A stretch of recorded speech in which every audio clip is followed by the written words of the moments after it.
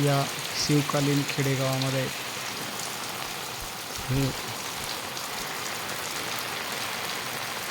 यसाजी कंकानी बादशहाच्या मैदानामध्ये तलवारीनं कापलेलं हत्तीचे सोंड या शिल्पामध्ये पाहायला मिळतात।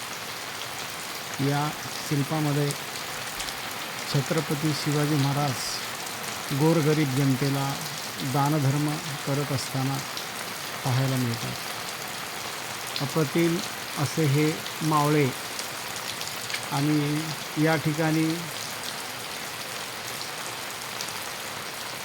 कचेरीचं कामकाज कशा पद्धतीनं सादर केलं जायचं तो सोहळा या दरबारामधून आपल्याला पाहायला मिळतो।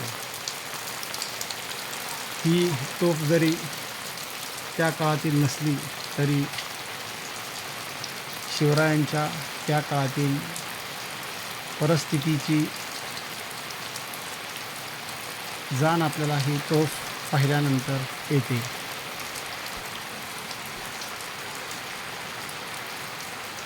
शिवरायांच्या राज्याभिषेक प्रसंगी हेनरी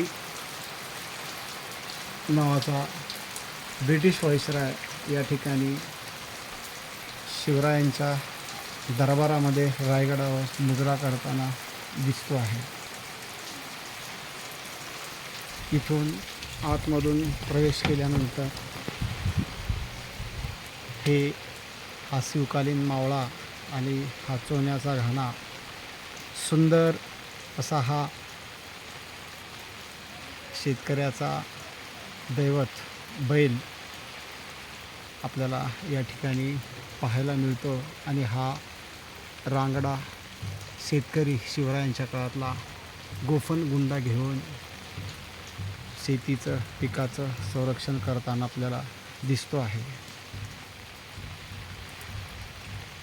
सर्व प्रकारचे मावळे आपल्याला या ठिकाणी पाहायला मिळतात। अतिशय अप्रतिम सुंदर आणि देखणे व मनमोहक अशी शिल्पकलाकृती आपल्याला या ठिकाणी पाहायला मिळते।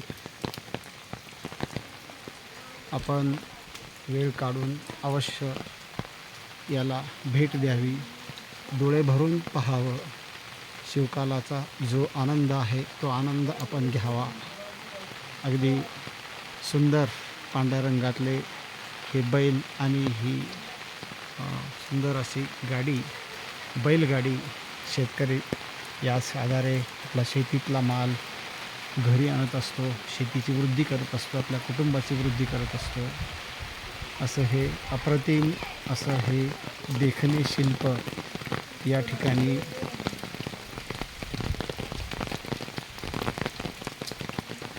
शिल्प कलाकृतीच्या माध्यमातून त्या काळी गोळे कशा प्रकारचे तयार केले जायचे ती कलाकृती या ठिकाणी दाखवत असताना अप्रतिम असं हे देखणं शिल्प